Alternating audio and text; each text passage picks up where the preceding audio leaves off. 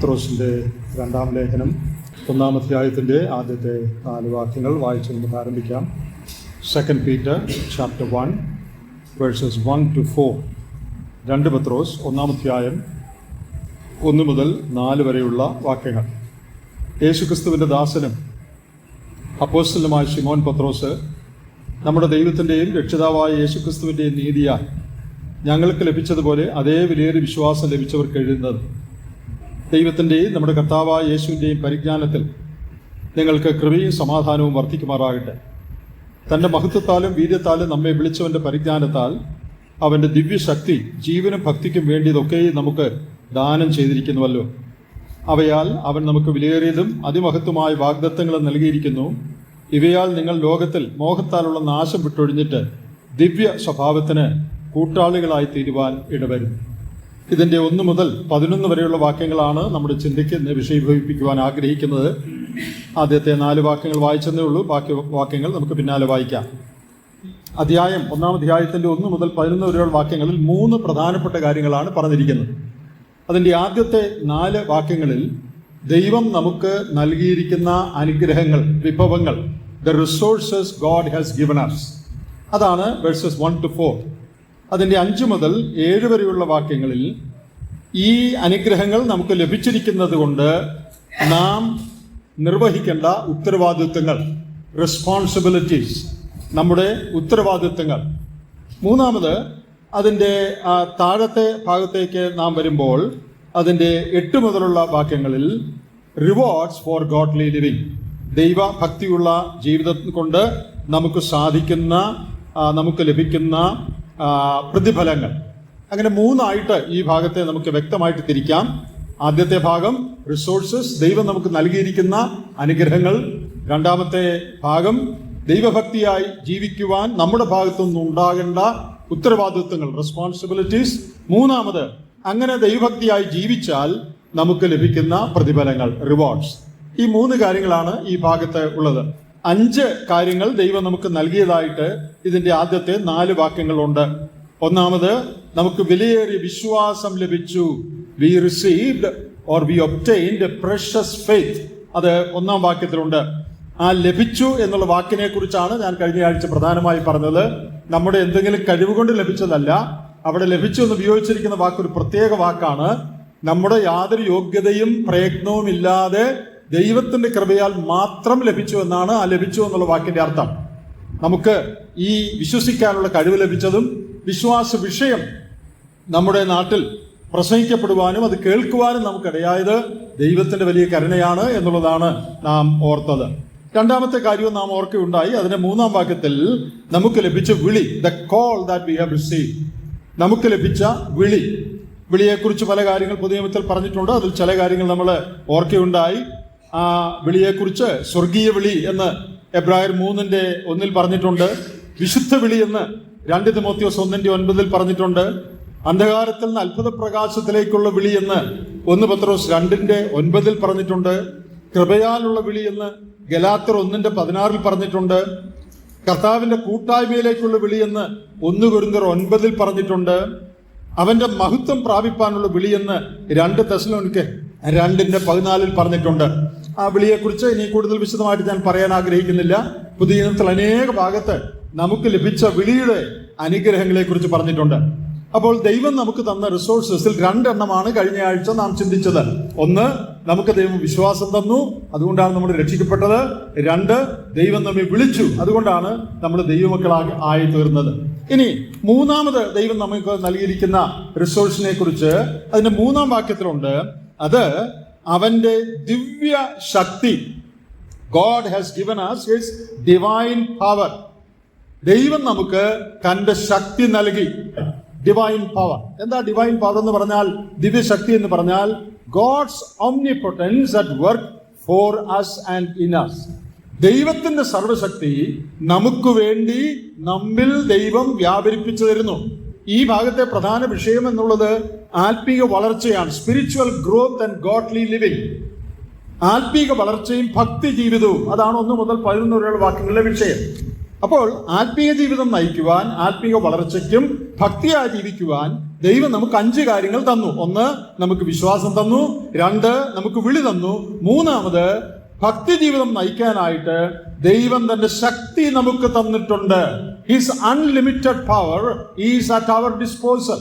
ദൈവത്തിന്റെ വലിയ ശക്തി നമുക്ക് ഉപയോഗിക്കുവാൻ പരിശുദ്ധാത്മാവ് മുഖാന്തരം ദൈവം നമുക്ക് നൽകിയിരിക്കുകയാണ്. നമ്മുടെ ജീവിതത്തിൽ, നമ്മുടെ ബലഹീനതകളിൽ ദൈവത്തിന്റെ ശക്തി ദൈവം വ്യാപരിപ്പിച്ചു തരുന്നു. അപ്പോൾ നമ്മുടെ വിഷയത്തോടെ ചേർത്ത് പറഞ്ഞാൽ, ക്രിസ്തീയ ജീവിതം, ഭക്തി ജീവിതം, ആത്മീയ വളർച്ച, ഇതിനായിട്ടുള്ള ശക്തി, ഡിവൈൻ പവർ ദൈവം നമുക്ക് നൽകിയിട്ടുണ്ട്. 4 ദൈവം നൽകിയിരിക്കുന്ന ഒരു കാര്യം അതിന്റെ ആ വാക്യത്തിൽ തന്നെ ഉണ്ട്. 4 വിലയേറിയതും അതിമഹത്വമായ വാഗ്ദത്തങ്ങൾ. 4 വാക്യം, പ്രഷ്യസ് ആൻഡ് മാഗ്നിഫിസന്റ് പ്രോമിസസ്. വിലയേറിയതും അതിമഹത്വമായ വാഗ്ദത്തങ്ങൾ. ഈ വാഗ്ദത്തങ്ങളെ എങ്ങനെയാണ് വിശേഷിപ്പിക്കേണ്ടത് എന്നറിയാതെ പത്രോസ് തനിക്കൊക്കുന്ന ഏറ്റവും വലിയ വാക്ക് ഉപയോഗിക്കുക. ഇതിനപ്പുറത്ത് ഇനി പറയാനില്ല. എന്താ വാക്കുകൾ? വിലയേറിയ വാഗ്ദത്തങ്ങൾ, പ്രഷ്യസ് പ്രോമിസസ്. 2, അതിമഹത്തായ വാഗ്ദത്തം, മാഗ്നിഫിസന്റ് പ്രോമിസസ്. അവിടെ മാഗ്നിഫിസന്റ് എന്ന് ഉപയോഗിച്ചിരിക്കുന്ന വാക്ക് അതിമഹത്വം എന്നാണ് തർജ്ജമ ചെയ്തിരിക്കുന്നത്. മെഗാ എന്നുള്ളതിന്റെ സൂപ്പർലേറ്റീവാണ്. ആ മെഗാ എന്നുള്ള വാക്കിന്റെ അങ്ങേയറ്റത്തെ ഏറ്റവും കൂടിയ വാക്കാണ് ഇവിടെ ഉപയോഗിച്ചിരിക്കുന്ന മാഗ്നിഫിസന്റ് എന്നുള്ള വാക്ക്.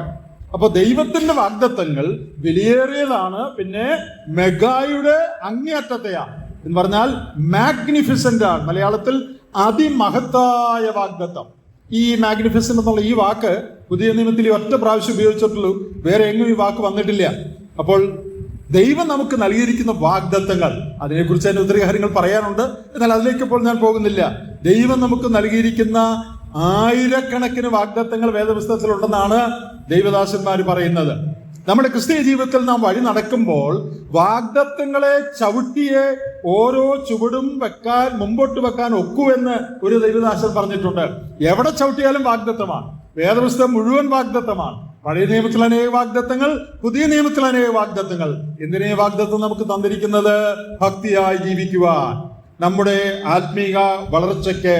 5 4 വാക്യത്തിൽ തന്നെ ദൈവം തന്റെ സ്വഭാവം നമുക്ക് തന്നിരിക്കുന്നു.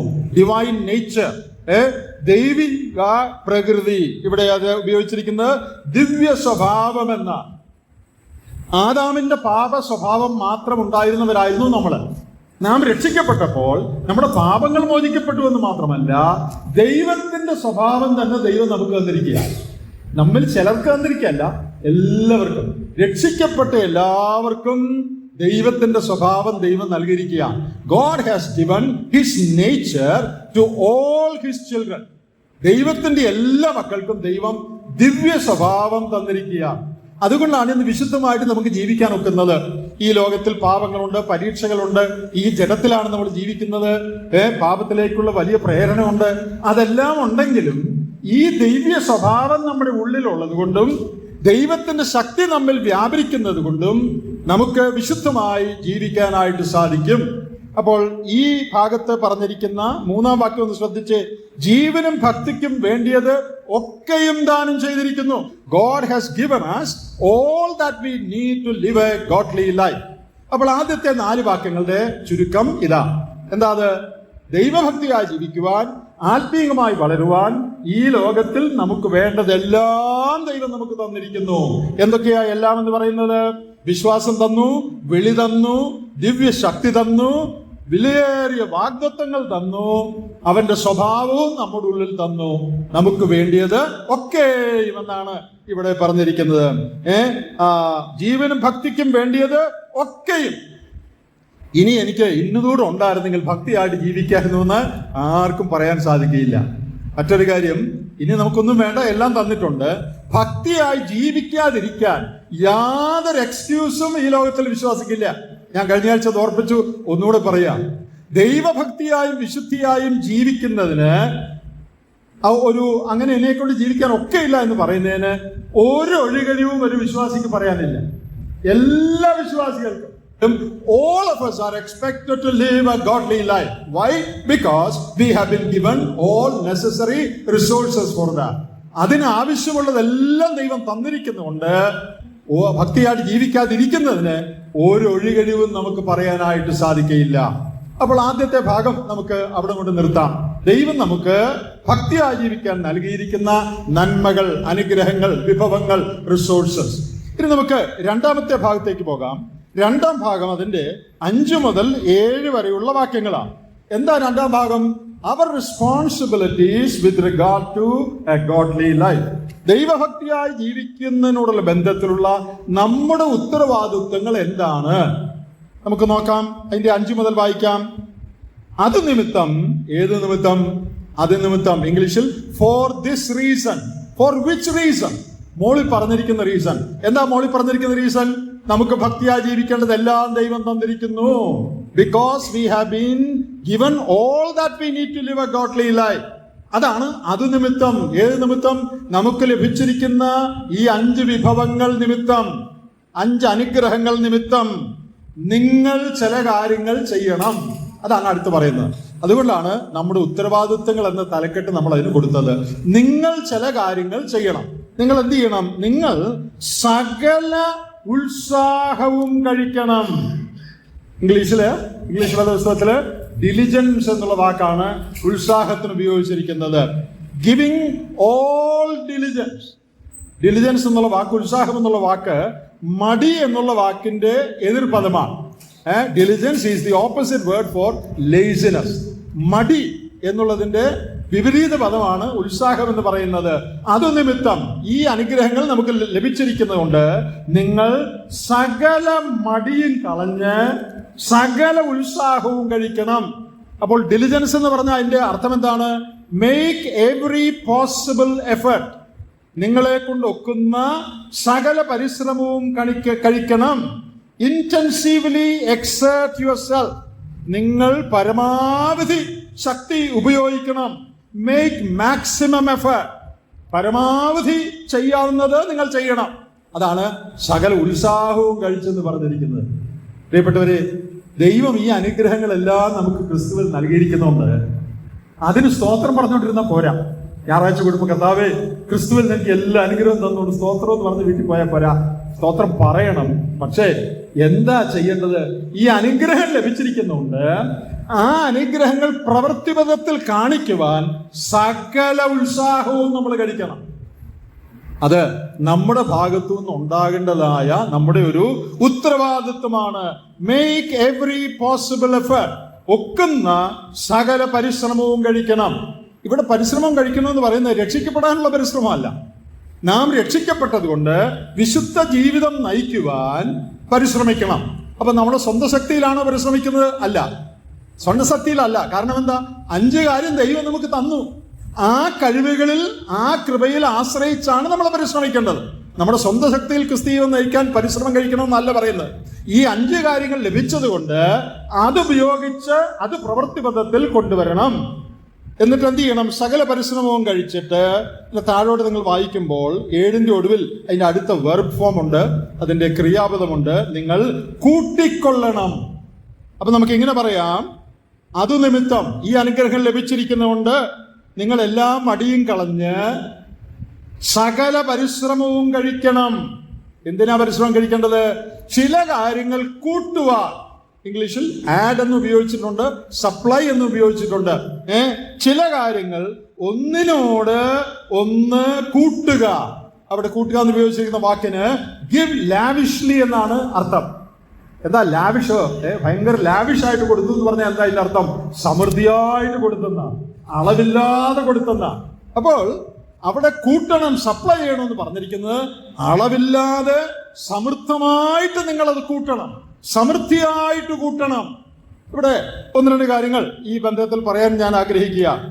നമ്മുടെ ആത്മീയ വളർച്ചയോടുള്ള ബന്ധത്തിൽ ഒരു വലിയ സത്യം, you can grow spiritually as much as you want to grow.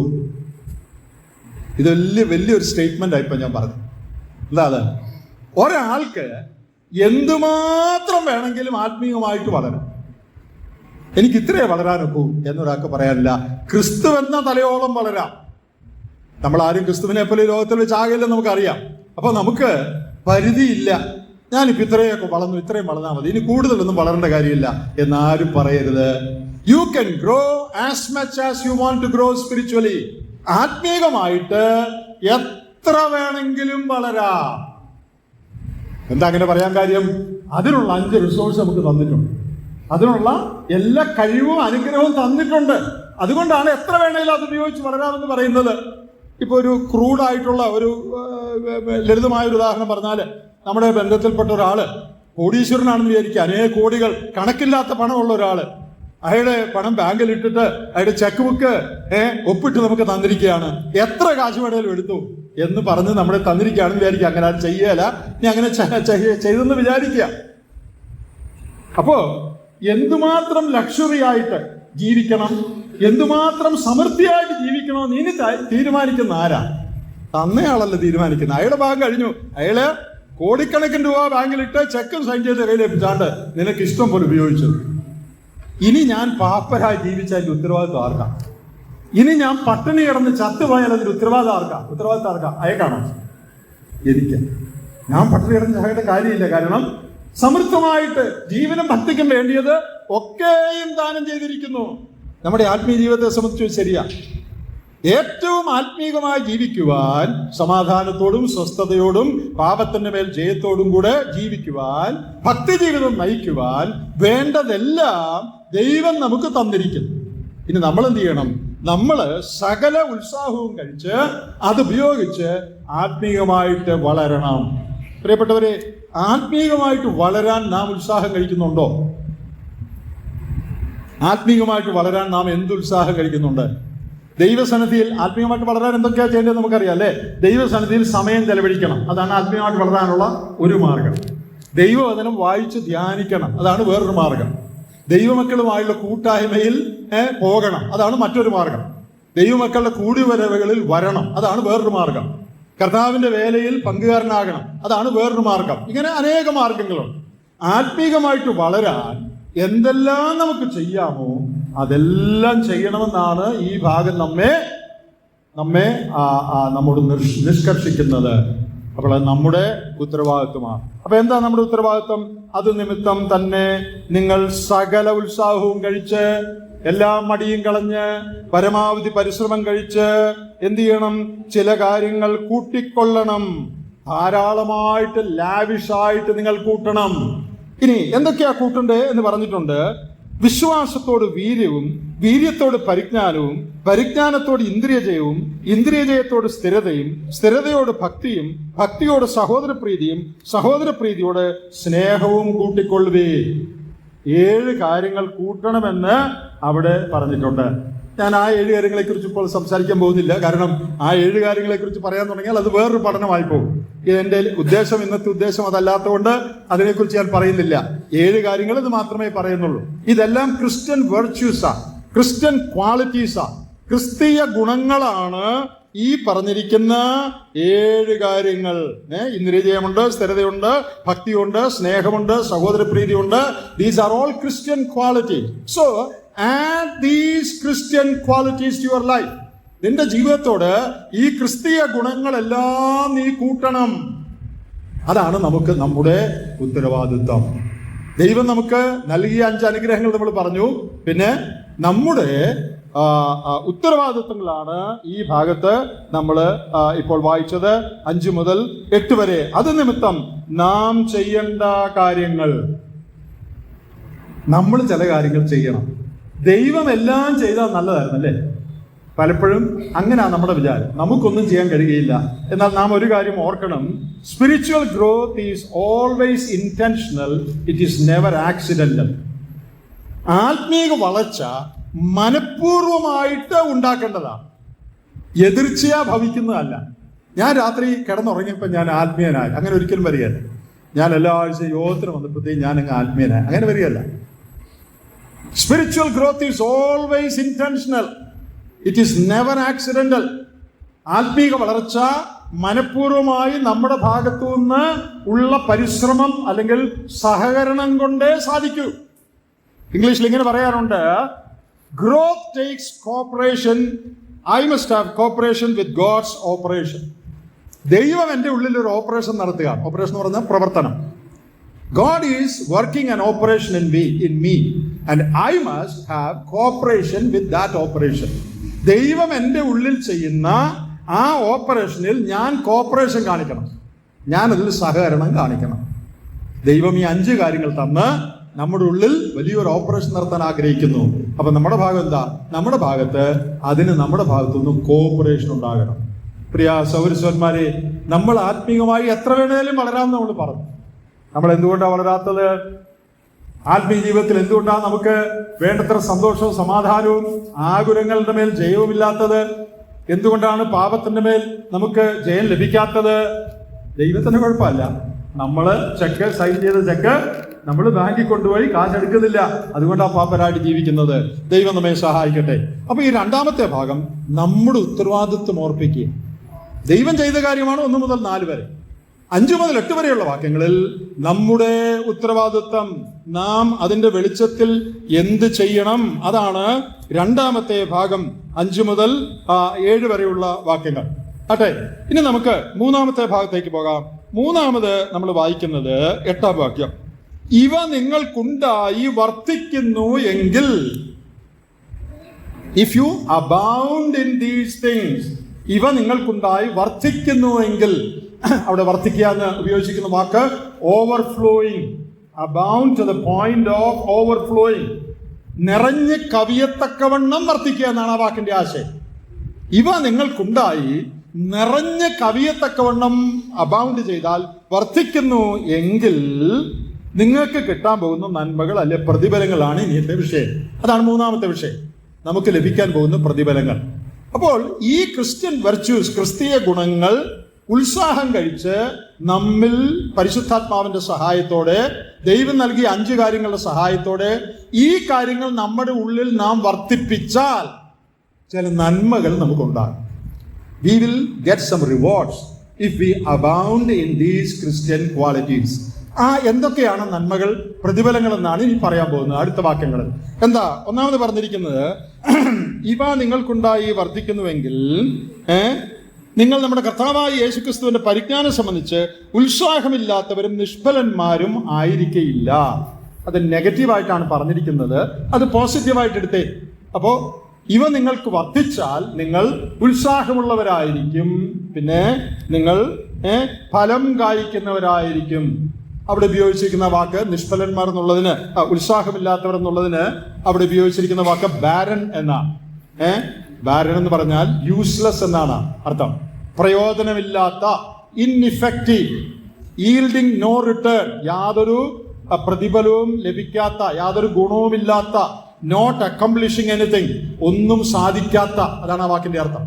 Barren എന്നുള്ള ഇംഗ്ലീഷ് വാക്കിന്റെ അർത്ഥം യാതൊരു പ്രയോജനവും ഇല്ലാത്ത, യൂസ്ലെസ്, ഒരു ഫലവും തരാത്ത. ഭൂമിയിൽ കൃഷി ചെയ്തു, ആ ഭൂമി ഒരു ഫലവും തരുന്നില്ല. അതാണ് ബാരൻ എന്നുള്ള വാക്കിന്റെ അർത്ഥം. അക്കംപ്ലിഷസ് നത്തിങ്, ഒന്നും സാധിക്കുന്നില്ല. ആരുടെ കാര്യമാണ് പറഞ്ഞിരിക്കുന്നത്?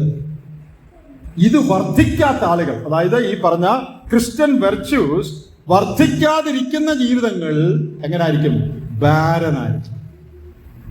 സകല ഉത്സാഹവും കഴിച്ച് ഈ ഗുണങ്ങൾ വർദ്ധിപ്പിച്ചില്ലെങ്കിൽ അവരുടെ ജീവിതം ഒന്ന് യൂസ്ലെസ്, ഒരു പ്രയോജനവും, അക്കംപ്ലിഷസ് നത്തിങ്, ജീവിതം കൊണ്ട് ഒരു കാര്യവും സാധിക്കുകയില്ല. ഗിവിംഗ് നോ ഈൽ, ഒരു ഫലവും തരാത്ത ഭൂമി പോലെ. നമ്മുടെ ജീവിതം എങ്ങനെയാണോ? അനേക വിശ്വാസികളുടെ ജീവിതം അങ്ങനെയാണ്. നമ്മൾ വേറെ ആരും വിധിക്കാൻ പോകണ്ട, നമ്മൾ നമ്മളെ തന്നെ വിധിച്ചാൽ മതി. അനേകരുടെ ക്രിസ്ത്യൻ ലൈഫ് ബാരനാണ്, ഒന്നും മുളയ്ക്കുന്നില്ല. അവർ ജീവിതം കൊണ്ട് പ്രത്യേകിച്ച് ഒന്നും സാധിക്കുന്നില്ല. രാവിലെ എഴുന്നേൽക്കുന്നു, ചാപ്പാട് കഴിക്കുന്നു, ഉച്ചയ്ക്ക് കഴിക്കുന്നു, രാത്രി കഴിക്കുന്നു, വീട്ടിൽ പോയി കിടന്നുറങ്ങുന്നു, പിന്നെയും രാവിലെ എഴുന്നേൽക്കുന്നു. ജീവിതം കൊണ്ട് എന്താ സാധിക്കുന്നത്? ജീവിതം കൊണ്ട് പ്രത്യേകിച്ച് ഒന്നും സാധിക്കുന്നില്ല. അങ്ങനെയാണോ നമ്മുടെ ജീവിതം? ബാരനാണോ? യൂസ്ലെസ് ആണോ നമ്മുടെ ജീവിതം? ആരെങ്കിലും ഇപ്പൊ നമ്മളോട് you are A useless fellow എന്ന് പറഞ്ഞാൽ വളരെ മോശം ഒരു വാക്കാണത് അല്ലേ? നമുക്ക് വളരെ വിഷമമാകും. നീ വെറും യൂസ്ലെസ് ആണ് എന്ന് പറഞ്ഞാൽ നിന്നെ കൊണ്ട് ഒരു ഗുണവും ഇല്ലെന്നല്ല. അങ്ങനെയാണോ നമ്മുടെ ജീവിതം ആത്മീയമായിട്ട്? Are we useless spiritually? അതാണ് ആ വാക്കിന്റെ അർത്ഥം. രണ്ടാമത് നിഷ്ഫലന്മാർ. നിഷ്ഫലന്മാർ എന്ന് പറഞ്ഞാൽ നമുക്കറിയാം ഫലമില്ലാത്തവർ എന്നാണ് അതിന്റെ അർത്ഥം. ഈ ഗുണങ്ങൾ നമ്മിൽ വർദ്ധിപ്പിച്ചില്ലെങ്കിൽ നമ്മൾ പ്രയോജനമില്ലാത്തവരും യാതൊരു ഫലവുമില്ലാത്തവരുമായി. നമുക്കറിയാം, പുതിയ നിയമത്തിൽ ഫലത്തെക്കുറിച്ച് അനേക കാര്യങ്ങൾ പറഞ്ഞിട്ടുണ്ട്. ഏറ്റവും പ്രധാനപ്പെട്ട ഫലം ഗലാത്യർ 5:22 ക്രിസ്തുവിന്റെ സ്വഭാവമാണ്. Fruit of the spirit, Galatians 5:22. അതാണ് പുതിയ നിയമത്തിൽ പറഞ്ഞിരിക്കുന്ന ഏറ്റവും പ്രധാനപ്പെട്ട ഫലം. ക്രിസ്തുവിന്റെ സ്വഭാവം നമ്മിൽ ഉരുവാവുക. ദൈവത്തിന്റെ പരിശുദ്ധാത്മാവിന് നമ്മെ തന്നെ കീഴ്പ്പെടുത്തി നാം ജീവിക്കുമ്പോൾ ദൈവത്തിന്റെ പരിശുദ്ധാത്മാവ് നമ്മുടെ ഉള്ളിൽ ഉളവാക്കുന്ന ക്രിസ്തുവിൻ സ്വഭാവം, അതാണ് ആത്മാവിന്റെ ഫലം എന്ന് പറയുന്നത്. The character of Christ which the Holy Spirit produces in a believer who yields to his control. അതാണ് ഗലേഷ്യൻസ് 5:22. നമ്മുടെ ജീവിതം എങ്ങനെയായിരിക്കണം? അത് യൂസ്ഫുൾ ആയിരിക്കണം, ഇഫക്റ്റീവ് ആയിരിക്കണം, പിന്നെ ഫലം നൽകുന്നതായിരിക്കണം. ഫലമുള്ള ക്രിസ്തീയ ജീവിതം. അപ്പോൾ ഇവ നിങ്ങൾക്കുണ്ടായി വർദ്ധിക്കുന്നെങ്കിൽ നിങ്ങൾക്ക് കിട്ടുന്ന ഫലം, നിങ്ങൾക്ക് കിട്ടുന്ന പ്രതിഫലം എന്താ? നിങ്ങളുടെ ജീവിതം വളരെ ഇഫക്റ്റീവായിരിക്കും. നിങ്ങളുടെ ജീവിതം മറ്റനേകരെ അനുഗ്രഹിക്കും, അനേകരെ സ്പർശിക്കും, അനേകർക്ക് നന്മ ചെയ്യും. നിങ്ങളുടെ ജീവിതത്തിൽ അനേകം നല്ല ഫലങ്ങൾ കാണപ്പെടുവാനിടയാകും ഇവ നിങ്ങൾക്കുണ്ടായി വർദ്ധിക്കുന്നുവെങ്കിൽ. വർദ്ധിച്ചില്ലെങ്കിൽ ബാരനായിരിക്കും, ഫ്രൂട്ട്ലെസ് ആയിരിക്കും. അങ്ങനെ നമ്മൾ ആരും ആകാനായിട്ട് ആഗ്രഹിക്കുന്നില്ലല്ലോ. അതുകൊണ്ട് സകല ഉത്സാഹവും കഴിച്ച് നമുക്ക് ഈ കാര്യത്തിൽ പ്രത്യേകം ശ്രദ്ധിക്കാം. അതിന്റെ താഴെ പറയുന്ന മറ്റൊരു കാര്യം, അതിന്റെ 10-ാം വാക്യം നോക്കുക. സഹോദരന്മാരെ, നിങ്ങളുടെ വിളിയും തെരഞ്ഞെടുപ്പും ഉറപ്പാക്കുവാൻ അധികം ശ്രമിപ്പീൻ. അപ്പൊ നമ്മൾ ചെയ്യേണ്ട വേറൊരു കാര്യം എന്തൊക്കെയാണ് നമ്മൾ ചെയ്യേണ്ടത്? ഇവ നിങ്ങൾക്കുണ്ടായി വർദ്ധിക്കണം, ഒന്നിനോടൊന്ന് കൂട്ടണം. പിന്നെ അടുത്ത് പറഞ്ഞിരിക്കുകയാണ്, വിളിയും തെരഞ്ഞെടുപ്പ് ഉറപ്പാക്കാൻ ശ്രമിക്കണം. B diligent to make your call and election sure എന്ന് പറഞ്ഞാൽ എന്താ ഇതിനർത്ഥം? എങ്ങനെയാ വിളിയും തെരഞ്ഞെടുപ്പും ഉറപ്പാക്കുന്നത്? എന്നെ ദൈവം വിളിച്ചോ തെരഞ്ഞെടുത്തോ എന്ന് ദൈവത്തിന് വല്ല സംശയമുണ്ടോ? ഒരു സംശയമില്ല അല്ലേ? ദൈവത്തിന് അറിയാം എന്നെ വിളിച്ചിട്ടുണ്ടോ, എന്നെ തെരഞ്ഞെടുത്തിട്ടുണ്ടോ, ഞാൻ രക്ഷിക്കപ്പെട്ടതാണോ? ദൈവത്തിന് ഒരു സംശയമില്ല. ഇനി ആരാ അത് ഉറപ്പാക്കണ്ടേ? ആർക്ക് വേണ്ടി ഉറപ്പാക്കണ്ടേ? എനിക്ക് വേണ്ടി തന്നെ ഞാൻ ഉറപ്പാക്കണം. ഞാൻ ദൈവവൈതലാണോ, ദൈവത്താൽ വിളിക്കപ്പെട്ടവനാണോ, ദൈവത്താൽ തെരഞ്ഞെടുക്കപ്പെട്ടവനാണോ എന്ന് ഞാൻ എനിക്ക് തന്നെ ഉറപ്പ് നൽകണം. അതെങ്ങനെ ഉറപ്പ് നൽകുന്നത്? ഈ കോണ്ടെക്സ്റ്റിൽ മുകളിൽ പറഞ്ഞിരിക്കുന്ന ഈ ഗുണങ്ങൾ എൻ്റെ ജീവിതത്തിൽ വർത്തമാനമായ നിലയിൽ കാണുമ്പോൾ എനിക്ക് തന്നെ ഒരു ഉറപ്പ് കിട്ടുക. എന്താ ഉറപ്പ്? ഞാൻ ദൈവത്തിന്റെ പൈതലാണ്, കർത്താവിനെ വിളിച്ചിട്ടുണ്ട്, ഞാൻ തെരഞ്ഞെടുക്കപ്പെട്ടവനാണ്. അതെങ്ങനെ അറിയാം? എൻ്റെ ജീവിതത്തിലേക്ക് നോക്കി എനിക്കറിയാം. ഞാൻ പരിപൂർണനാകുന്നതുകൊണ്ടല്ല, എന്നാൽ ആത്മീകമായ വളർച്ച എന്നിൽ ഉണ്ടാകുന്നത് കൊണ്ട്. അതിനെക്കുറിച്ച് ഒരു വേദവ്യാഖ്യാതാവ് പറഞ്ഞിട്ടുള്ള ഒരു വാചകം ഞാൻ വായിക്കാം. ഈ ആശയം നല്ലതായിട്ട് വ്യക്തമാകുന്ന ഒരു വാചകമാണ്. The believer who pursues the spiritual qualities mentioned above guarantees to himself by spiritual fruit that he was called and chosen. നല്ലൊരു വിശദീകരണമാണ്. എന്താ അത്? The believer who pursues the spiritual qualities mentioned above, മുകളിൽ പറഞ്ഞിരിക്കുന്ന ക്രിസ്തീയ ഗുണങ്ങൾ വർദ്ധിപ്പിക്കുന്ന ഒരു വിശ്വാസി, guarantees to himself, അവന് തന്നെ ഉറപ്പ് നൽകുക. എങ്ങനെ? By spiritual fruit, അവന്റെ ജീവിതത്തിൽ ഉണ്ടാകുന്ന ഫലങ്ങൾ വഴി. He was called and chosen. അപ്പോൾ ഞാൻ രക്ഷിക്കപ്പെട്ടവനാണോ, ദൈവത്താൽ തെരഞ്ഞെടുക്കപ്പെട്ടവനാണോ, വിളിക്കപ്പെട്ടവനാണോ എന്ന് ഞാൻ എങ്ങനെ ഉറപ്പാക്കുന്നത്? ഉറപ്പാക്കാനുള്ള ഏറ്റവും നല്ല മാർഗം എൻ്റെ ജീവിതത്തിലേക്ക് നോക്കുക. എനിക്ക് അശുദ്ധിയോട് വെറുപ്പും പാപത്തോട് സ്നേഹവും ഉണ്ടോ? ഞാൻ നാൾതോറും ഭക്തിയിൽ വർദ്ധിച്ചു വരുന്നുണ്ടോ?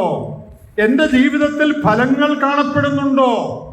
ഉണ്ടെങ്കിൽ അതെന്തിനാ തെളിയിക്കുന്നത്? ഞാൻ രക്ഷിക്കപ്പെട്ടാണെന്ന് തെളിയിക്കും. പ്രിയപ്പെട്ടവരെ, അനേകരും രക്ഷിക്കപ്പെട്ടു എന്ന് പറയുന്നുണ്ടെങ്കിലും ദൈവത്തിനറിയാം രക്ഷിക്കപ്പെട്ടോ ഇല്ലയോ എന്ന്. അവരവർക്ക് തന്നെ അറിയാൻ പാടില്ലാത്തൊരു നിലയാണ്. എന്താ കാര്യം? അവരുടെ ജീവിതത്തിലേക്ക് നോക്കിയാൽ രക്ഷിക്കപ്പെട്ടതിൻ്റെ യാതൊരു ഗുണവും കാണാനില്ല. ഈ കഴിഞ്ഞ ദിവസം ഒരു സഹോദരൻ തൻ്റെ പിതാവിനെ കുറിച്ച്, അനേക വർഷമായിട്ട് സഭയിലുള്ള ഒരാളാണ്, തൻ്റെ പിതാവിനെ കുറിച്ച് വളരെ ദുഃഖകരമായ ഒരു സ്റ്റേറ്റ്മെന്റ് എന്നോട് പറഞ്ഞു. എൻ്റെ പിതാവ് രക്ഷിക്കപ്പെട്ടതാണെന്ന് വിചാരിക്കാൻ യാതൊരു ന്യായവുമില്ല എന്ന്. ഞാനത് വിശദീകരിക്കുന്നില്ല. എത്ര ദുഃഖകരമായൊരു സ്റ്റേറ്റ്മെന്റാണ്. ഈ അപ്പന്റെ കൂടെ താമസിക്കുന്ന മകൻ, അവരമ്മ വഴക്കൊന്നുമില്ല കേട്ടോ, വിരോധത്തിനൊന്നും പറഞ്ഞതല്ല, ആത്മാർത്ഥമായിട്ട് പറഞ്ഞതാ. ഇദ്ദേഹം രക്ഷിക്കപ്പെട്ടതാണെന്നുള്ള ഒരു ഫ്രൂട്ടും തന്റെ ജീവിതത്തിൽ കാണുന്നില്ല. അപ്പൊ നാം രക്ഷിക്കപ്പെട്ടതാണെന്ന് എങ്ങനെയാ നമുക്ക് തന്നെ ഉറപ്പ് തരുന്ന? എങ്ങനെയാ? നമ്മുടെ ജീവിതത്തിൽ കൂടെ. ആത്മീകമായ താല്പര്യം, ആത്മീകമായ വളർച്ച എന്റെ ജീവിതത്തിൽ ഉള്ളപ്പോൾ, when I pursue these spiritual qualities, I give guarantee to myself that I am a child of God. ഞാനൊരു ദൈവവേദനാണെന്ന് എൻ്റെ വിളിയും തെരഞ്ഞെടുപ്പും ഇവ നിങ്ങൾക്കുണ്ടായി വർദ്ധിക്കുന്നെങ്കിൽ നിങ്ങൾക്ക് ഉറപ്പാക്കാൻ കഴിയും. ഇത് ഒരു നിലയിലും വർദ്ധിക്കുന്നില്ലെങ്കിലോ, ദൈവികമായ യാതൊരു ആഗ്രഹങ്ങളും എനിക്കില്ലെങ്കിലോ, ഇപ്പോഴും പാപമാണ് എനിക്ക് സ്നേഹമെങ്കിലോ, ഇപ്പോഴും വിശുദ്ധിയോടെ എനിക്ക് താല്പര്യമില്ലെങ്കിലോ, ഇല്ലെങ്കിൽ വലിയൊരു ചോദ്യചിഹ്നം. എന്നാ ചോദ്യചിഹ്നം? നിന്റെ വിളിയും തെരഞ്ഞെടുപ്പും ശരിയാണോ? നീ സാക്ഷിയൊക്കെ പറഞ്ഞു, സ്നാനപ്പെട്ടത് ശരിയാ, പക്ഷേ നിന്റെ ജീവിതം നിന്നോട് എന്താ പറയുന്നത്? ഇത് വളരെ പ്രധാനപ്പെട്ട ഒരു കാര്യമാണ്. അതുകൊണ്ട് സഹോദരന്മാരെ, നമ്മുടെ വിളിയും തെരഞ്ഞെടുപ്പും നമ്മളെല്ലാവരും ഉറപ്പാക്കണം. പണ്ടെക്കാണ് ഞാൻ രക്ഷിക്കപ്പെട്ടു എന്ന് പറഞ്ഞിട്ട് കാര്യമില്ല. അത് കഴിഞ്ഞുള്ള എൻ്റെ ജീവിതത്തിൽ നിന്ന്, ജീവിതം കൊണ്ടല്ല ഞാൻ രക്ഷിക്കപ്പെടുന്നത്, ശരിയാണ്, പക്ഷേ എൻ്റെ ജീവിതത്തിൽ അതിൻ്റെ ഫലം, അതിൻ്റെ ലക്ഷണം കാണുന്നുണ്ടോ? ഈ യോഹന്നാന്റെ ലേഖനത്തിൽ, യോഹന്നാൻ ഈ വിഷയം വളരെ പറയുന്നുണ്ടെന്ന് നിങ്ങൾക്ക് അറിയാമല്ലോ. യോഹന്നാന്റെ ലേഖനത്തിൽ ഇത് തെളിയിക്കുന്ന ഒരു വാക്യം ഞാനൊന്ന് വായിക്കട്ടെ. 1 യോഹന്നാൻ 3:14 നാം മരണം വിട്ട് ജീവനിൽ കടന്നിരിക്കുന്നുവെന്ന് സഹോദരന്മാരെ സ്നേഹിക്കുന്നതിനാൽ നമുക്ക് അറിയാം. യോഹന്നാൻ എന്താ പറയുന്നത്? ഞാൻ രക്ഷിക്കപ്പെട്ടിരിക്കുന്നു എന്ന് എനിക്ക് എങ്ങനെ അറിയാം? എങ്ങനെ അറിയാം? സഹോദരന്മാരെ സ്നേഹിക്കുന്നതിനാൽ അറിയാം എന്ന് പറഞ്ഞാൽ എന്താ അതിന്റെ അർത്ഥം? ദൈവത്തിന്റെ സ്നേഹം എൻ്റെ ഹൃദയത്തിൽ ദൈവം ഡിപ്പോസിറ്റ് ചെയ്തിട്ടുണ്ട്. ആ സ്നേഹം പ്രവൃത്തിപഥത്തിൽ വരുന്നുണ്ട്. അതിൽ നിന്ന് എനിക്കൊരു കാര്യം ഉറപ്പാക്കാം, ഞാൻ മരണം വിട്ട് ജീവനിലേക്ക് കടന്നിരിക്കുന്നു എന്ന് പറഞ്ഞാൽ നമ്മുടെ ജീവിതത്തിൽ ആരോടും വഴക്കൊന്നുണ്ടാകത്തില്ല, നമ്മൾ പെർഫെക്റ്റ് ആയിരിക്കും എന്നല്ല അർത്ഥം. അടിസ്ഥാനപരമായി ദൈവസ്നേഹം എൻ്റെ ഹൃദയത്തിൽ വന്നിരിക്കുന്നു. നമുക്കിത് പറയാൻ സാധിക്കുമോ? നമുക്കിത് പറയാൻ സാധിക്കണം. നമ്മുടെ വിളിയും തെരഞ്ഞെടുപ്പും നാം ഉറപ്പാക്കണം. അപ്പൊ നമ്മൾ എന്തൊക്കെയാ പറഞ്ഞത്? എന്തൊക്കെയാണ് ഫലം? ഇത് നിങ്ങൾക്കുണ്ടായി വർദ്ധിക്കുന്നെങ്കിൽ, അതിന്റെ 11 വാക്യത്തിൽ പറയുന്നുണ്ട്, ഇങ്ങനെ ചെയ്താൽ, ഈ മോളിൽ പറഞ്ഞിരിക്കുന്ന കാര്യങ്ങൾ ചെയ്താൽ അതിന്റെ ഗുണം എന്താണ്? നമ്മൾ യൂസ്ഫുൾ ആയിരിക്കും, നമ്മൾ ഫ്രൂട്ട്ഫുൾ ആയിരിക്കും, പ്രയോജനമുള്ളവരാകും, ഫലം കായ്ക്കുന്നവരാകും. മാത്രമല്ല നമ്മോട് തന്നെ നാം ദൈവമക്കളാണ് എന്നുള്ള ഉറപ്പ് നമ്മുടെ ഹൃദയത്തിൽ നമുക്ക് തന്നെ ലഭിക്കും. I will make my call and election sure. ഒടുവിൽ ഒരു കാര്യം കൂടെ പറഞ്ഞ് പത്രോസ് ആ ഭാഗം വിടുക. ഒടുവിൽ ഒരു വലിയ പ്രതിഫലം. ഇങ്ങനെ ചെയ്താൽ എന്താ? നിങ്ങൾ ഒരു നാളും ഇടറിപ്പോകാതെ നമ്മുടെ കർത്താവും രക്ഷിതാവുമായ യേശുക്രിസ്തുവിന്റെ നിത്യരാജ്യത്തിലേക്കുള്ള പ്രവേശനം ധാരാളമായി പ്രാപിക്കും. You will get an abundant entry into the kingdom of God. ഈ പറയുന്ന വെർച്യൂസ് നിന്റെ ജീവിതത്തിൽ വർത്തമാനമായ നിലയിൽ കാണപ്പെടുകയും നിന്റെ വിളിയും തെരഞ്ഞെടുപ്പും നീ ഉറപ്പാക്കി, നീ ദൈവവേദനാണ് എന്ന് നിന്നോട് തന്നെ ഉറപ്പിച്ച് ഈ ക്രിസ്തീയ ഗുണങ്ങൾ നിന്നിൽ വർദ്ധിക്കുകയും ചെയ്യുന്ന ഒരു ജീവിതം നീ നയിച്ചാൽ എന്ത് കിട്ടുമെന്ന് പറഞ്ഞിരിക്കുന്നേ? ദൈവത്തിന്റെ രാജ്യത്തിലേക്ക് ധാരാളമായ പ്രവേശനം നിനക്ക് കിട്ടി. എന്താ ധാരാളമായ പ്രവേശനം? മലയാളത്തിൽ അങ്ങനെ പറഞ്ഞാൽ നമുക്ക് മനസ്സിലാക്കാൻ കുറച്ച് പ്രയാസമാണ്. ധാരാളമായ പ്രവേശനം ഹിന്ദി ബൈബിളിൽ വളരെ ക്ലിയറാണ്. ഹിന്ദിയിൽ ആദർ കെ സാത്ത് പ്രവേശ് കർണേ പാവുകയെ, ആദരവോടുകൂടിയ പ്രവേശനം എന്നാണ് ഹിന്ദി ബൈബിൾ. ചില തർജ്ജമകളിൽ അല്ലെങ്കിൽ അതിന്റെ ആശയം ഓണറബിൾ എൻട്രി, ബഹുമാനത്തോടു കൂടിയ പ്രവേശനം ലഭിക്കും. അപ്പോൾ ഒരു കാര്യം നമ്മൾ ഓർക്കേണ്ടത്, രക്ഷിക്കപ്പെട്ട എല്ലാവർക്കും പ്രവേശനം ലഭിക്കും, അല്ലെ? രക്ഷിക്കപ്പെട്ട എല്ലാവരും ദൈവരാജ്യത്തിൽ കയറും. എന്നാൽ കയറുന്നതിനൊരു വ്യത്യാസം. രക്ഷിക്കപ്പെട്ട എല്ലാവരും ഒരുപോലെ അല്ല കയറുന്നത്. ചിലര് ആദരവോടെ കയറും, വലിയ ബഹുമാനം സ്വീകരിച്ചുകൊണ്ട് കയറും, പ്രതിഫലം പ്രാപിക്കത്തക്കവണ്ണം കയറും. പുതിയ നിയമത്തിൽ മറ്റു സ്ഥലങ്ങളിൽ പറഞ്ഞിട്ടുണ്ട്. ചിലര് കയറി പറ്റും. ഹിന്ദിയിലെ മുഷ്കിൽ സെ ബച്ച് ഗയ എന്ന് പറയും. കഷ്ടിച്ച് അങ്ങ് ചെന്ന് പറ്റി പണ്ടെങ്ങാണ്ട് രക്ഷിക്കപ്പെട്ടത്. അവിടെ ഏതായാലും അങ്ങ് ചെന്ന് സ്വർഗത്തിൽ കയറി, അത്രയേ ഉള്ളൂ. ചിലർക്ക് ആദരവോടുകൂടിയ പ്രവേശനം. ഇവിടെ ഉപയോഗിച്ചിരിക്കുന്ന ഈ വാക്ക് ധാരാളമായ പ്രവേശനം, അബണ്ടന്റ് എൻട്രി എന്നുള്ള വാക്ക് ആ കാലത്ത് ഗ്രീക്ക് ഒളിമ്പിക്സിന് പങ്കെടുക്കുന്ന ആളുകൾ ഒളിമ്പിക്സിൽ ജയാളികളായി മടങ്ങി വരുമ്പോൾ അവർക്ക് അവരുടെ പട്ടണത്തിൽ ലഭിക്കുന്ന സ്വീകരണത്തിനാണ് ഈ പ്രയോഗം ഉപയോഗിച്ചിരുന്നത് എന്ന് പണ്ഡിതന്മാർ പറയുന്നു. അപ്പോൾ ധാരാളമായ പ്രവേശനം എന്ന് പറഞ്ഞാൽ എന്താ? ഒളിമ്പിക്സ് മത്സരത്തിൽ ജയം നേടി അവരുടെ പട്ടണത്തിലേക്ക് തിരിച്ചു വരുമ്പോൾ അവർക്ക് ലഭിക്കുന്ന ആരവത്തോടുകൂടിയ, ബഹുമാനത്തോടു കൂടിയ, വരവേൽപ്പോടു കൂടിയ പ്രവേശനം. അവരുടെ പട്ടണത്തിലേക്ക് അവർ പ്രവേശിക്കുക. എങ്ങനെ പ്രവേശിക്കുന്നത്? വലിയ ആരവത്തോടെ, വെടിക്കെട്ടോടെ, നമ്മുടെ ഭാഷയിൽ പറഞ്ഞ ചെണ്ടമേളത്തോടെ അവരെ സ്വീകരിക്കുക. അതാണ് ഓണറബിൾ എൻട്രി. പ്രിയപ്പെട്ടവരെ, ദൈവഭക്തിയായി ജീവിച്ചാൽ നിനക്ക് അവിടെ എന്ത് കിട്ടും? പല കാര്യങ്ങൾ കിട്ടുന്നതായിരുന്നു നമ്മൾ പറഞ്ഞു. ഒടുവിൽ പറയാണ്, you will get an honourable എന്നും. ചിലരൊക്കെ പറയുന്നത്, എങ്ങനെയല്ലേ എനിക്ക് ചെന്ന് പറ്റിയാൽ മതി, ഓണർ ഒന്നും വേണ്ട, അങ്ങ് ചെന്ന് പറ്റിയാൽ മതി എന്നാണ് ചിലരുടെയൊക്കെ മനോഭാവം. അങ്ങനെ നമ്മൾ ജീവിക്കാനല്ല ദൈവം നമ്മളെ ആരെയും രക്ഷിച്ചത്. ഈ 5 കാര്യങ്ങൾ ദൈവം നമുക്ക് തന്നത് എങ്ങനെയും സ്വർഗത്തിന്റെ ഒരു മൂലയ്ക്ക് കയറിപ്പറ്റാൻ വേണ്ടിയല്ല. ജീവനും ഭക്തിക്കും വേണ്ടിയതൊക്കെ തന്നത് അത് പ്രയോജനപ്പെടുത്തി ആദരവോടുകൂടെ അവിടെ നമ്മൾ കയറണം. ഒരു കാര്യം ഇവിടെ ശ്രദ്ധിക്കേണ്ടത്, ഏറ്റവും പ്രസംഗിച്ചവർക്ക് ആദരവോടുകൂടിയ വരവെന്നല്ല അവിടെ പറഞ്ഞിരിക്കുന്നത്. അത് ശ്രദ്ധിച്ചോ നിങ്ങൾ. ലോകം മുഴുവൻ പോയി പ്രസംഗിച്ചിട്ടുള്ള ആളുകൾക്ക് ആദരവോടുകൂടിയ വരവ് അങ്ങനല്ല. ആർക്ക് ആദരവോടുകൂടിയ വരവ്? സഹോദരിമാരോട് ഞാൻ ചോദിക്കട്ടെ, നിങ്ങൾ എങ്ങും പോകുന്നില്ല, പ്രസംഗിക്കുന്നുമില്ല അല്ലേ? ചൈനയിൽ പോകുന്നുണ്ടോ നിങ്ങൾ? ഇല്ലല്ലോ. കൺവെൻഷൻ പ്രസംഗിക്കുന്നുണ്ടില്ല. അപ്പൊ നിങ്ങൾക്ക് ആദരവോട് പ്രവേശനം കിട്ടാൻ വല്ല ഒരു സാധ്യതയില്ലല്ലോ. ഉണ്ടോ? ഇവിടെ എന്താ പറഞ്ഞിരിക്കുന്നത്? ആർക്ക് കിട്ടുമെന്ന് പറഞ്ഞിരിക്കുന്നു? സുവിശേഷന്മാർക്ക് കിട്ടുമെന്നാണ്? അല്ല. ഇവ നിങ്ങൾക്കുണ്ടായി വർദ്ധിക്കുന്നുവെങ്കിൽ, സഹോദരിമാരോട് ചോദിക്കട്ടെ, നിങ്ങൾക്ക് ഇത് ഒക്കുവോ? ഈ പറഞ്ഞ ക്രിസ്തീയ ഗുണങ്ങളിൽ വർദ്ധിച്ചു വരാൻ നിങ്ങൾക്ക് ഒക്കുമോ? ഒക്കുമെങ്കിൽ ആദരവോടുള്ള പ്രവേശനം നിങ്ങൾക്കും ഉള്ളതാണ്.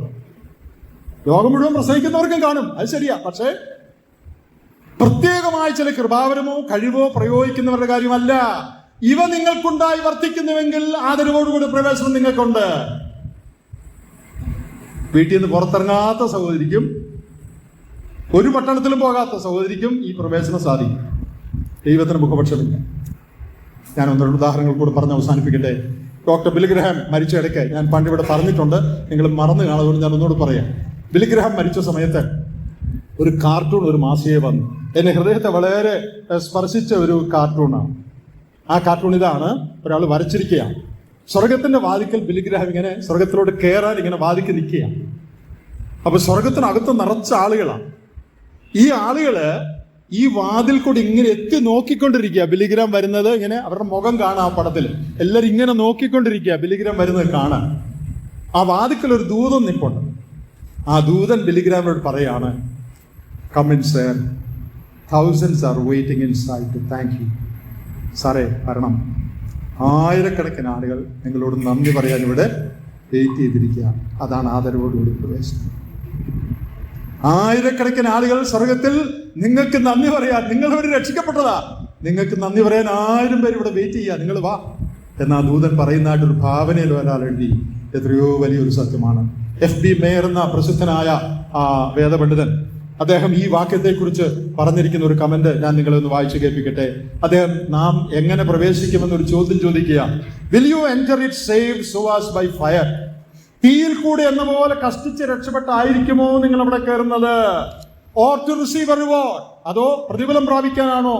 Will you come unrecognized and unknown, or be welcomed by scores and hundreds to whom you have been the means of blessing? നിങ്ങൾ ആരും അറിയപ്പെടാത്തവനായിട്ടായിരിക്കുമോ അവിടെ കയറുന്നത്? അതോ അനേകർക്ക് അനുഗ്രഹത്തിന് കാരണമായി തീർന്ന ജീവിതം നയിച്ചവനായിട്ടായിരിക്കുമോ അവിടെ കയറുന്നത്? Will your coming make music right through the home of God?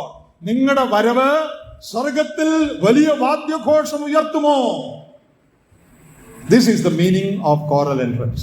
FB mayor ഈ വാക്യത്തെക്കുറിച്ച് നൽകിയിരുന്ന വിശദീകരണം ഇതാണ്. ധാരാളമായ പ്രവേശനം എന്ന് പറഞ്ഞാൽ അദ്ദേഹം ചോദിക്കുകയാണ്, നിങ്ങളുടെ വരവ് ആരും അറിയുന്നില്ല, താരാണ്ട് വന്ന് കയറിയ പോലെ ആയിരിക്കുമോ? അതോ സ്വർഗത്തിൽ വലിയ ക്വയർ, വലിയ ഘോഷം നിങ്ങളുടെ വരവിൽ ഉണ്ടായിരിക്കും? ഞാൻ വായിച്ചിട്ടുള്ള ഒരു സംഭവം പറഞ്ഞ് അവസാനിപ്പിക്കാം. റോബർട്ട് മാൻഡ്രി എന്ന് പറയുന്ന ഒരാള് അനേക വർഷങ്ങൾക്ക് മുമ്പ് അറ്റ്ലാന്റിക് സമുദ്രം ഒരു കൊച്ചു ബോട്ടിൽ മറികടന്നു. ആ അതിന്റെ പ്രത്യേകത 13.5 അടിയുള്ള ഈ ബോട്ടിൽ 13.5 അടി മാത്രമുള്ള, വലിയ കപ്പലല്ല, 13.5 അടി മാത്രമുള്ള ഒരു കൊച്ചു ബോട്ടിൽ ഈ റോബർട്ട് മാൻഡ്രി അറ്റ്ലാന്റിക് ഓഷൻ ക്രോസ് ചെയ്തു. 78 ദിവസം കൊണ്ടാണ് ക്രോസ് ചെയ്തത്. ഗൂഗിളിൽ നിങ്ങൾ സെർച്ച് ചെയ്താൽ ഈ പേരടിച്ചാൽ ഞാൻ ഈ പറയുന്ന കാര്യം ഇതിനകത്തുണ്ട്. 78 ദിവസം കൊണ്ട് ഇയാള് അറ്റ്ലാന്റിക് സമുദ്രം ഈ കൊച്ചു ബോട്ടിൽ, നിങ്ങളൊന്ന് ഓർത്ത് നോക്കിയേ, അറ്റ്ലാന്റിക് സമുദ്രം കൊച്ചു ബോട്ടിൽ മറികടക്കാൻ പറഞ്ഞ കൊച്ചു കാര്യമാണ്. എത്ര ദിവസം? 78 ദിവസം, 78 days. അദ്ദേഹത്തിന്റെ യാത്രയെക്കുറിച്ച് അദ്ദേഹം പറയുന്നത്, അനേക രാത്രികൾ എനിക്ക് ഉറങ്ങാൻ പറ്റിയില്ല. ചില രാത്രികളിൽ ഈ തിരയൊക്കെ വന്ന് ഇങ്ങനെ അടിച്ചുകൊണ്ടിരിക്കുകയാണ്, കടലല്ലേ, ഞാൻ എന്നെ തന്നെ ബോട്ടിൽ കെട്ടിയിടും. അതായത് വെള്ളത്തിൽ വീണ് പോകാതിരിക്കാൻ ഞാൻ എന്നെ തന്നെ ബോട്ടുമായിട്ട് ചുറ്റിക്കെട്ടിയിടും. ഒടുവിലായപ്പോഴത്തേക്കും എനിക്ക് എങ്ങനെയും കരയെ ചെന്നാൽ മതി എന്നാൽ എൻ്റെ ഏക ആഗ്രഹം അക്കരെ ചെല്ലണം, ഒരു ഹോട്ടലിൽ ചെക്ക് ഇൻ ചെയ്യണം, മുറി എടുക്കണം, സാപ്പാട് കഴിക്കണം, ഒരാഴ്ച കിടന്നുറങ്ങണം. അദ്ദേഹം പറഞ്ഞ അപ്പൊ എത്ര ടയറിങ് ആയിരുന്നു കാണും. 78 ദിവസം കടലിൽ കൊച്ചു കാര്യമാണോ? അപ്പൊ എൻ്റെ ഏക ആഗ്രഹം ഇനി അക്കരെ ചെന്നിട്ട് ഹോട്ടലിൽ കയറി കുളിച്ച് സാപ്പാട് കഴിച്ച് ഒരാഴ്ചത്തെ ഉറക്കം തീർക്കണം, ഒരാഴ്ച ഉറങ്ങണം. ഇതാണ് എൻ്റെ ആഗ്രഹം എന്ന് പറഞ്ഞാണ് ഇയാൾ പോയത്. എന്നാൽ നിങ്ങൾക്കറിയാം എന്താ സംഭവിച്ചതെന്ന്? ഇയാള് മറുകരയിൽ ചെന്നപ്പോ അവിടെ 300 ബോട്ടുകളാണ് ഇയാളെ സ്വീകരിക്കാൻ അവിടെ നിൽക്കുന്നത്. 300 boats and 40,000 people. 40,000 ആള് കരയിൽ കൂടിയിട്ടുണ്ട് ഇയാളെ സ്വീകരിക്കാൻ. 300 ബോട്ട് അവിടെ അണിനിരന്നിരിക്കുകയാണ് ഇയാളെ സ്വീകരിക്കാൻ. ഇയാൾ അവിടെ ചെന്ന് കയറിയപ്പോ ഹോട്ടലിൽ പോകുന്ന കാര്യം മറന്നു, ഉറക്കമില്ലായ്മയും മറന്നു, സാപ്പാട് കഴിക്കുന്ന കാര്യം മറന്നു, ഒരാഴ്ച ഉറങ്ങണം എന്നുള്ള കാര്യം മറന്നു, എല്ലാം മറന്നു. എന്താ കാര്യം? 300 ബോട്ടും 40,000 ആളും സ്വീകരിക്കാൻ നിൽക്കുകയാണ്. അത് കണ്ടപ്പോൾ കടലിലെ എല്ലാ പ്രയാസവും മറന്നു. 78 ദിവസം അനുഭവിച്ച കഷ്ടപ്പാട് മുഴുവൻ മറന്നു. ഇത്ര വലിയൊരു ആദരവ് തനിക്ക് ലഭിച്ചു. എൻ്റെ സഹോദരന്മാരെ, കർത്താവിന്റെ സന്നിധിയിൽ നാം ചെല്ലുമ്പോൾ ആദരവോടുകൂടി ഒരു പ്രവേശനം നമുക്ക് ലഭിക്കുന്നെങ്കിൽ, കർത്താവിന് വേണ്ടി ഞാൻ ഒത്തിരി കൊടുത്തു, ഒത്തിരി കാശ് കൊടുത്തു, എൻ്റെ കയ്യിലൊന്നും ഇല്ലായിരുന്നു, ബാക്കി എല്ലാം കൊടുത്തു എന്നുള്ള പരാതിയെല്ലാം പോകും. ഞാൻ ഒത്തിരി പ്രാവശ്യം അയാളോട് സംസാരിക്കാൻ പോയി, ആ പരാതി പോകും. ഒത്തിരി നേരം ഞാൻ പ്രാർത്ഥനയ്ക്ക് വേദപുസ്തകം പഠിക്കാനും എടുത്തു, ആ പരാതി പോകും. ഞാൻ ഒത്തിരി കർത്താവിന് വേണ്ടി കഷ്ടപ്പെട്ടു, ഒത്തിരി യാത്ര ചെയ്തു, ആ പരാതി പോകും. ഈ പരാതി ഒന്നും ഉണ്ടായിരിക്കുകയില്ല. നീ എന്തെല്ലാം കർത്താവിന് വേണ്ടി ചെയ്തോ, ചെലവഴിച്ചോ, ബുദ്ധിമുട്ടിയോ, അതെല്ലാം നീ മറന്നു പോകും. എപ്പോ? 300 ബോട്ടും 40,000 ആളെയും നീ കാണുമ്പോൾ. സ്വർഗത്തിൽ അതല്ല, നമുക്കറിയാം. ആദരവോടുകൂടി പ്രവേശനം. ദൈവം നമ്മെ സഹായിക്കട്ടെ. 5 കാര്യങ്ങൾ ദൈവം നമുക്ക് തന്നിട്ടുണ്ട്. അതുപയോഗിച്ച് സകല ഉത്സാഹവും കഴിച്ച് നാം ഒന്നിനോടൊന്ന് കൂട്ടി ജീവിക്കണം. അപ്പൊ നമ്മുടെ ജീവിതം യൂസ്ഫുൾ ആകും, ഫ്രൂട്ട്ഫുൾ ആകും, ഫലമുള്ളതാകും, പ്രയോജനമുള്ളതാകും. മാത്രമല്ല, നമ്മുടെ വിളിയും തെരഞ്ഞെടുപ്പും ഉറപ്പാക്കി നമ്മുടെ തന്നെ ജീവിതത്തിൽ നിന്ന് നമുക്ക് ഉറപ്പാക്കി ജീവിച്ച ആദരവോടുകൂടി ഒരു പ്രവേശനം നമുക്ക് ലഭിക്കും. ദൈവത്തിന്റെ ആത്മാവിനെ സഹായിക്കും.